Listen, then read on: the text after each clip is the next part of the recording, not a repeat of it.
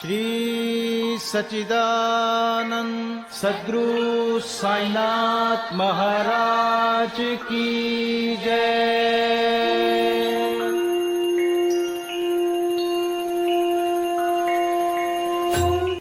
आदरणीय साईं भक्तों, आप सभी को हृदय की गहराइयों से सादर प्रणाम। साईं ज्ञान गंगा के सभी एपिसोड्स को पसंद करने और अपना बेइंतहा प्यार देने के लिए आपका दिल से आभार। आशा करते हैं कि श्री साईं सच्चरित्र के अगले अध्याय पर आधारित साईं ज्ञान गंगा का नया वीडियो भी आपको अवश्य पसंद आएगा। पसंद आने पर आप वीडियो को लाइक कीजिएगा और औरों से शेयर कीजिएगा, और यदि आप हमसे नए जुड़े हैं तो आप चैनल को सब्सक्राइब जरूर कीजिएगा। और अगर पहले से ही देख रहे हैं और चैनल सब्सक्राइब नहीं किया है तो प्लीज अभी सब्सक्राइब कीजिएगा। तो आइए शुभारंभ करते हैं साईं ज्ञान गंगा के छठे एपिसोड में श्री साईं सच्चरित्र के अध्याय 6 का। अध्याय 6 में सबसे पहले बात गुरु के कर स्पर्श के गुणों की। सद्गुरु नाविक कुश लिखवैया, भव सागर तारण हित नैया। शब्द सद्गुरु जब ही उचरहि, वरद हस्त मस्तक पर लहही। प्रगट होए प्रभु ऊदी लगावे, हृदयानंद अश्रु बही आवे। सद्गुरु कर स्पर्श अपारा, सूक्ष्म शरीर अग्नि महि जारा। करे स्पर्श कष्ट सब जारे, पाप अनेक जन्म के मारे। जिन्हि न रुचि कछु धर्म प्रसंगा, ईश प्रसंग सुनै मन चंगा। जब धर्म ग्रंथ पढ़वाई, सद्गुरु की माहि स्मृति आई। आत्मनुभूति जीव तब पावे, हेतु भाव तत्क्षण मिट जावे। कर्म ज्ञान योगा अरु भक्ति, मारक चार पाए प्रभु शक्ति। कोई साधना काम नहीं आवे, प्रभु भक्तन में आए समावे। कर्म ज्ञान अरु योग सुहाय, मोक्ष पाए प्रभु के घर जाय। भक्ति मार्ग बाधा कहु पावे, सद्गुरु बाधा दूरी करावे। गुरु के कर स्पर्श से खुलहि चक्षु होय ज्ञान। गुरु कर सद्गति पाए ले, जग से हो कल्याण, जग से हो कल्याण। ओम साईं श्री साईं जय जय साईं। ओम साईं श्री साईं जय जय साईं। ओम साईं श्री साईं जय जय साईं। ओम साईं श्री साईं जय जय साईं। ओम साईं श्री साईं जय जय साईं। ओम साईं श्री साईं जय जय साईं। सद्गुरु ही हमारी नाव के खिवैया है। वे निश्चित ही हमें सरलता पूर्वक इस भव सागर के पार उतार देंगे। सद्गुरु शब्द का उच्चारण करते ही हमें श्री साईनाथ महाराज की स्मृति आ जाती है। ऐसा प्रतीत होता है मानो वे स्वयं हमारे सामने खड़े हैं और हमारे मस्तक पर ऊदी लगा रहे हैं। ऐसा एहसास कर हृदय आनंद से भर जाता है। आंखों से प्रेम भरी अश्रुधारा प्रवाहित होने लगती है और सो अहम भाव की जागृति होकर आत्मानुभव के आनंद का आभास होने लगता है। मैं और तू का भेद नष्ट हो जाता है और तत्क्षण ही ब्रह्म के साथ अभिन्नता प्राप्त हो जाती है। सद्गुरु के कर स्पर्श की शक्ति महान आश्चर्यजनक है। हेमाड पंत जी व अनेकों भक्तों ने कई अवसरों पर यह अनुभव किया है कि बाबा श्री राम या श्री कृष्ण का रूप धारण कर हमारे सामने खड़े हो जाते हैं और स्वयं अपनी जीवनी, अपनी कथा सुनाने लगते हैं। यानी जब वे भागवत कथा का श्रवण करते हैं तब बाबा श्री कृष्ण का रूप धारण कर लेते हैं, और तब ऐसा प्रतीत होने लगता है कि वे भागवत या भक्तों के कल्याणार्थ उद्व गीता सुना रहे हैं। ना तो कोई स्वयं उनकी कथाएं लिख सकता है और ना ही सुना सकता है। ये तो स्वयं बाबा ही हैं जो प्रेरणा दे स्वयं अपनी कथा लिखाते और सुनाते हैं।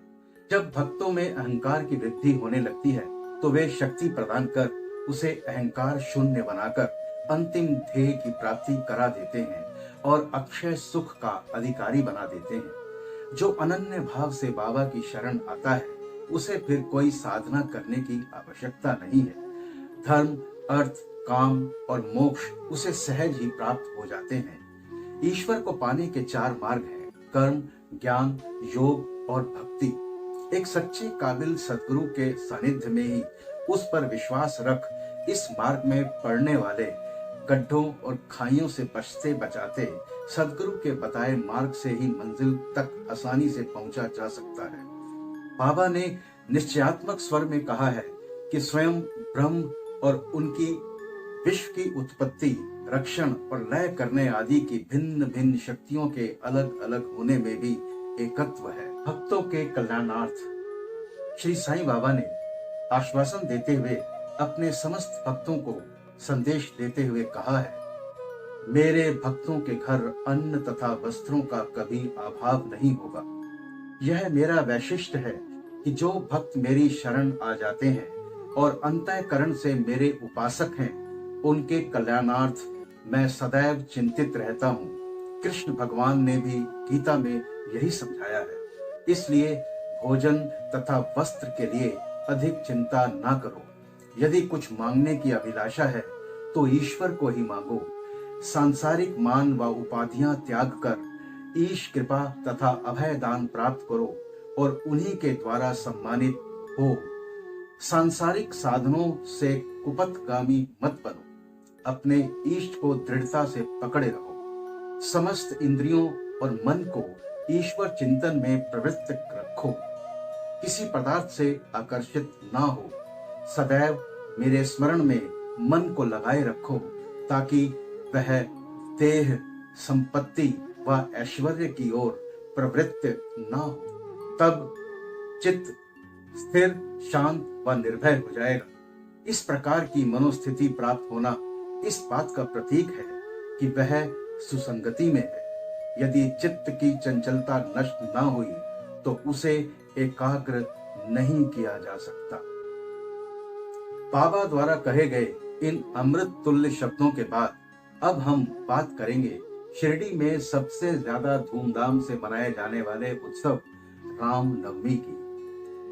कोपर गांव में श्री गोपाल राव गुंड नाम के एक इंस्पेक्टर थे। उनकी 3 पत्नियां थीं, परंतु एक के भी संतान न थी। वे बाबा की शरण में आए और उनके परम भक्त हो गए। बाबा की कृपा से उन्हें एक पुत्र रत्न की प्राप्ति हुई। इस खुशी के उपलक्ष्य में सन 1897 में उन्हें विचार आया कि शिरडी में मेला यानी उर्स भरवाना चाहिए। उन्होंने ये विचार शिरडी में अन्य भक्तों श्री तात्या पाटिल, दादा पोते पाटिल और माधव राव के समक्ष विचार के लिए प्रकट किया। उन सभी को यह विचार अति रुचिकर प्रतीत हुआ और उन्हें इसके लिए बाबा की स्वीकृति भी मिल गई और पूर्ण आश्वासन भी प्राप्त हुआ। उर्स भरने के लिए सरकारी अनुमति आवश्यक थी, इसलिए एक प्रार्थना पत्र कलेक्टर के पास भेजा गया, परंतु ग्राम कुलकर्णी पटवारी के आपत्ति उठाने के कारण स्वीकृति नहीं मिल सकी। परंतु अंत में बाबा की कृपा से पुनः आवेदन करने पर स्वीकृति मिल ही गई। बाबा की अनुमति से रामनवमी के दिन उर्स भरना निश्चित हुआ। ऐसा प्रतीत होता है कि बाबा ने कुछ खास निष्कर्ष ध्यान में रखते हुए ही रामनवमी पर उर्स भरने की आज्ञा दी। शायद उर्स व रामनवमी के उत्सवों का एकीकरण कर हिंदू मुस्लिम एकता करने के लिए, जो कि भविष्य की घटनाओं से स्पष्ट भी होता है। इसके बारे में हम इसी अध्याय में आगे चर्चा विस्तार से करेंगे। रामनवमी के दिन उर्स आयोजन की सरकारी अनुमति की पहली बाधा दूर हुई तो एक दूसरी कठिनाई सामने आई। इतने बड़े आयोजन के लिए शिरडी में जल का अभाव होने की। छोटे से गांव शिरडी में पूर्व काल से ही जल का बहुत अभाव था। गांव में केवल 2 ही कुएं थे, जिनमें से एक तो प्राय सूख ही जाया करता था और दूसरे का पानी अत्यधिक खारा था। बड़े ही चमत्कारिक तरीके से बाबा ने उस खारे पानी वाले कुएं में फूल डालकर उसका पानी मीठा बना दिया। मेले में आने वाली भीड़ को ध्यान में रखते हुए तात्या पाटिल ने बाहर से भी और जल मंगवाने का प्रबंध किया। लकड़ी व बांसों की कच्ची दुकानें बनाई गईं तथा कुश्तियों का भी आयोजन किया गया। श्री गोपाल राव गुंड के एक मित्र तामू अण्णा कासार जो अहमदनगर में रहते थे, वे भी कोई संतान न होने के कारण अत्यधिक दुखी थे। साईं बाबा की कृपा से उन्हें भी एक पुत्र रत्न की प्राप्ति हुई। मेले के आयोजन पर गोपाल राव गुंड ने उनसे एक ध्वज देने को कहा। एक ध्वज जागीरदार नाना साहेब निमोड़कर ने भी दिया। ये दोनों ध्वज बड़े समारोह के साथ गांव में से निकाले गए और अंत में उन्हें द्वारका माई के कोनों पर फहरा दिया गया। ये कार्यक्रम अभी भी पूर्ववत ऐसे ही चल रहा है। रामनवमी और उर्स दोनों के इस महा उत्सव की एक और विशेषता रही। इसी मेले में एक अन्य कार्यक्रम का भी श्री गणेश हुआ, जो चंदनोत्सव यानी चंदन समारोह के नाम से प्रसिद्ध है। यह कोरहल महाराष्ट्र के रहने वाले बाबा के एक मुस्लिम भक्त श्री अमीर शक्कर दलाल के दिमाग की सूझ थी। प्राय इस प्रकार का उत्सव सिद्ध मुस्लिम संतों के सम्मान में ही किया जाता है।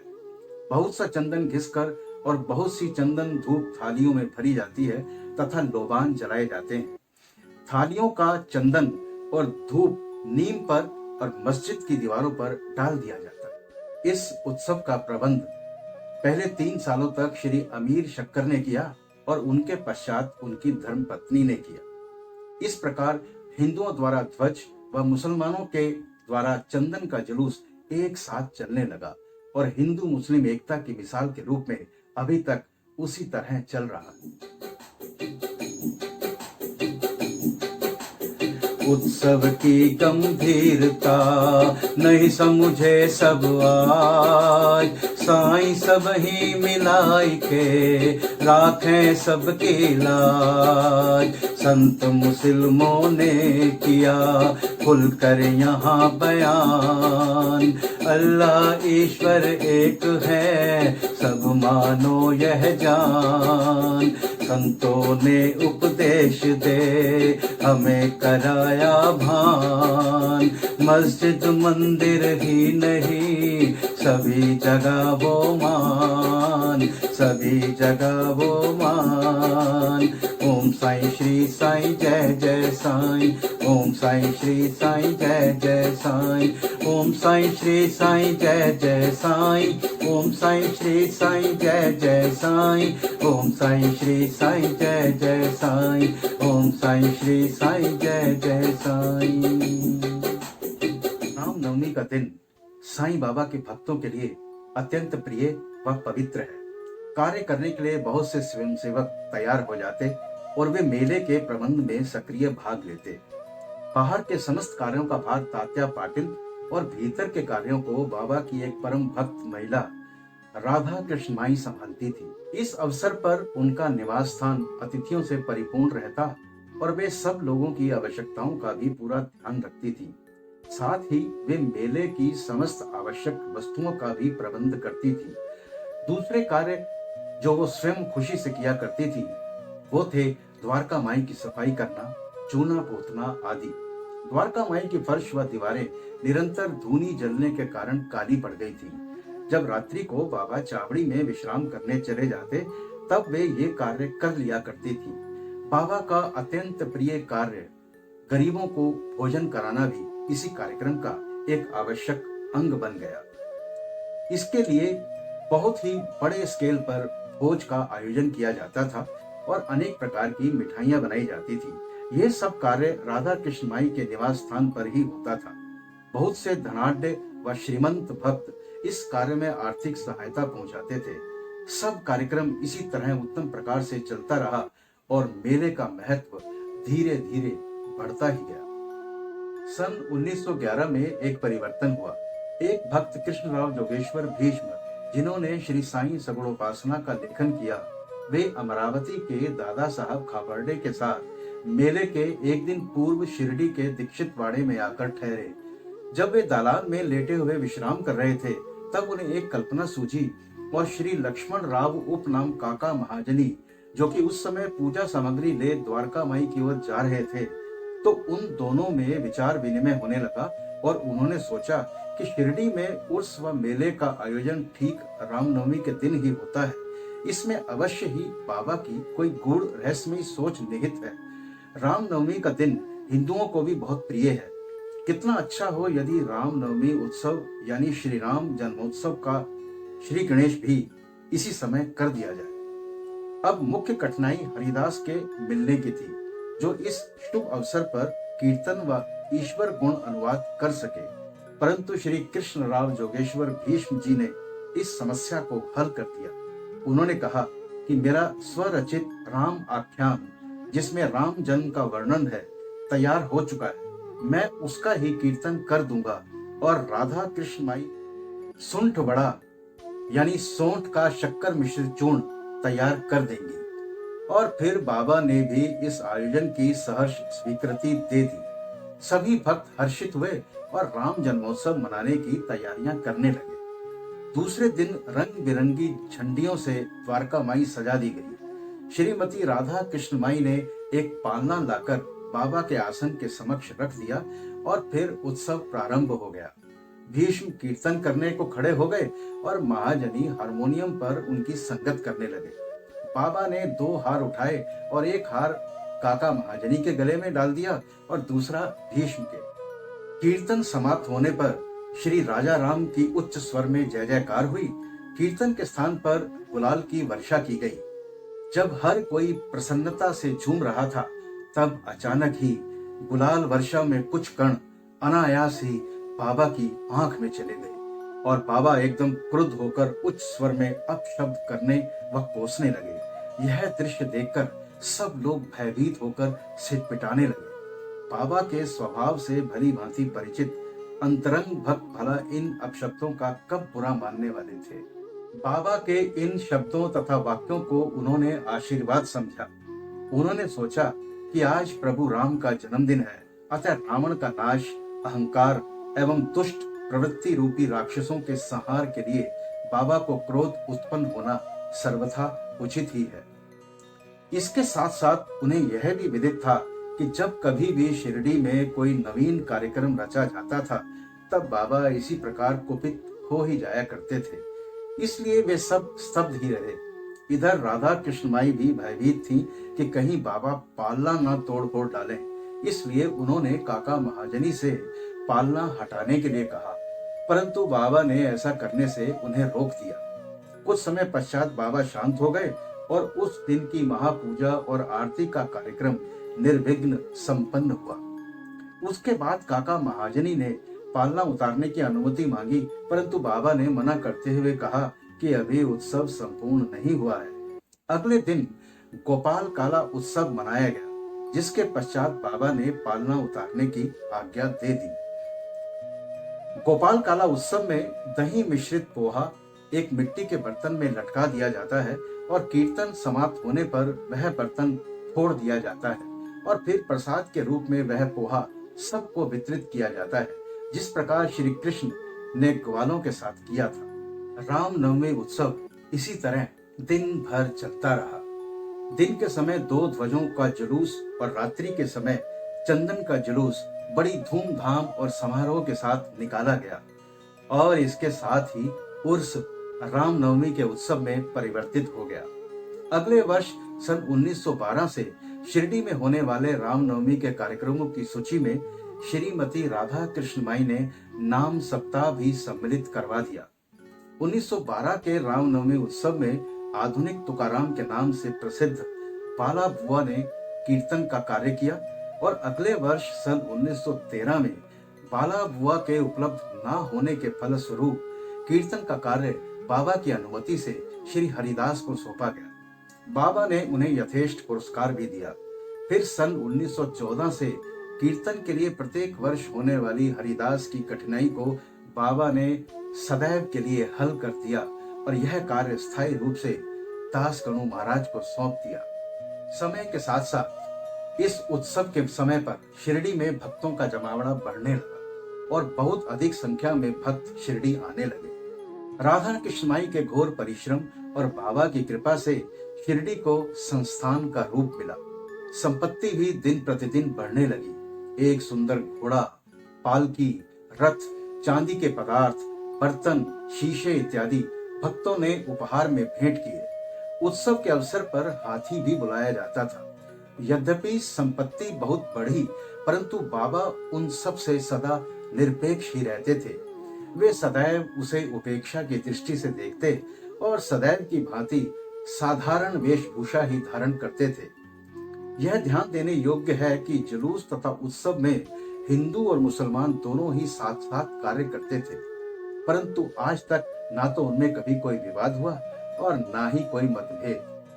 पहले तो शिरडी में इस उत्सव के दौरान लोगों की संख्या 5000 से 7000 के लगभग होती थी, परंतु किसी किसी वर्ष तो यह संख्या 75,000 तक पहुंच जाती थी। फिर भी ना कभी कोई बीमारी फैली और ना ही कोई दंगा हुआ।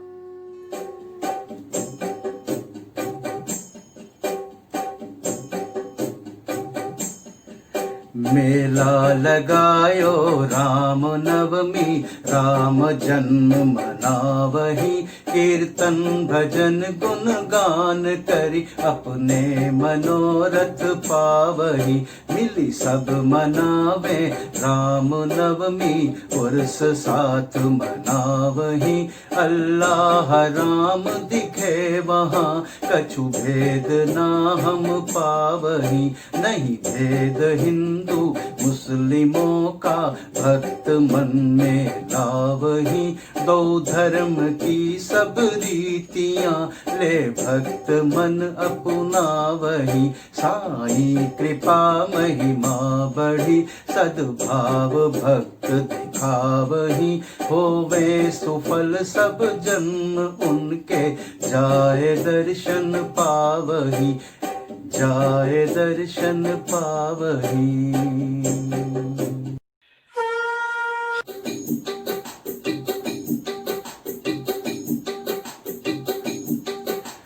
कियो समन्वय धर्म को, सब राखे समुझाय। साईं बैर न कीजियो, सब संग प्रेम लगाए। सब संग प्रेम लगाए, सब संग प्रेम लगाए। ओम साईं श्री साईं जय जय साईं, ओम साईं श्री साईं जय जय साईं, ओम साईं श्री साईं जय जय साईं, ओम साईं श्री साईं जय जय साईं। अध्याय 6 में अब बात करेंगे द्वारका माई के जीर्णोद्धार की। जिस प्रकार उर्स या मेला आयोजन का विचार पहल श्री गोपाल गुंड को आया था, उसी प्रकार द्वारका माई के जीर्णोद्धार यानी रिनोवेशंस का विचार भी पहल उन्हें ही आया। उन्होंने इस कार्य के लिए पत्थर एकत्रित कर उन्हें वर्गाकार करवाया, परंतु इस कार्य का श्रेय उन्हें प्राप्त नहीं होना था। यह सुयश तो नाना साहेब चांदोरकर के लिए ही सुरक्षित था और फर्श का कार्य काका साहब दीक्षित के लिए। इस कार्य के लिए महलसापति के आग्रह करने पर, बाबा की स्वीकृति मिलने पर एक रात में ही द्वारका माई का पूरा फर्श बन गया। अभी तक बाबा एक टाट के टुकड़े पर ही बैठते थे। अब उस टाट के टुकड़े को वहां से हटाकर उसके स्थान पर एक छोटी सी गादी बिछा दी गई। सभा मंडप को भी घोर परिश्रम से ठीक किया गया। द्वारका माई का आंगन बहुत छोटा व असुविधाजनक था। काका साहेब दीक्षित आंगन को बढ़ाकर उसके ऊपर छप्पर बनवाना चाहते थे। उन्होंने लोहे के खंभे, बल्लियां व कैंचियां मोल ले ली और कार्य भी प्रारंभ हो गया। दिन रात परिश्रम कर भक्तों ने लोहे के खंभे जमीन में गाड़े और छप्पर डालने की तैयारी शुरू हुई।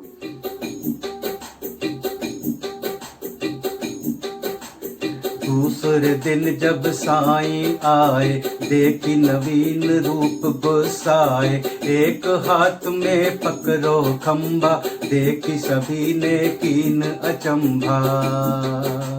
नेत्र अंगार क्रोध प्रभु की ना, कारण जानी सको कोई ना। देखी हाल प्रभु का भय खाए, भक्त न साहस कछु करि पाए। भागो जी शिंदे बढ़िया भा, साईं धक्का मार भगावा। माधव की बेगति करी डारी, ईंट मारी सब दशा बिगारी।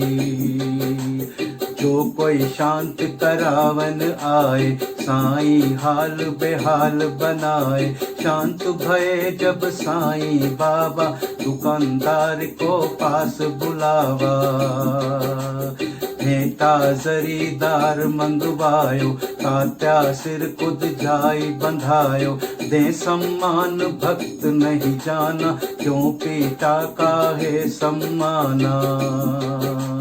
साईं की महिमा अति न्यारी, पल में हर्षित छिन्न में गारी। प्रभु व्यवहार सदा ही न्यारा, विविध बार सब भक्त निहारा। साईं की हट धर्मिता, गूढ़ रही अज्ञात। समुझ पाए वे भक्त ही, साईं जहाँ समात। देखन में प्रभु अटपटे, करे बेतुके काम। भक्तन की काटे व्यथा, जप साईं का नाम। जप साईं का नाम, रे मनवा जप साईं का नाम। ओम साईं श्री साईं जय जय साईं। ओम साईं श्री साईं जय जय साईं। ओम साईं श्री साईं जय जय साईं। ओम साईं श्री साईं जय जय साईं। अध्याय 6 का यह एपिसोड यहाँ पर संपन्न होता है। साईं ज्ञान गंगा के अगले एपिसोड में बात होगी श्री साईं सचरित्र के अगले अध्याय की। तब तक मस्त रहिए, स्वस्थ रहिए, बाबा का नाम जपते रहिए। बाबा सबका भला करे। ओम श्री साईनाथाय नमः। अनंत कोटि ब्रह्मांड नायक राजाधिराज, योगी राज परे ब्रह्म श्री सच्चिदानंद सद्गुरु साईनाथ महाराज की जय।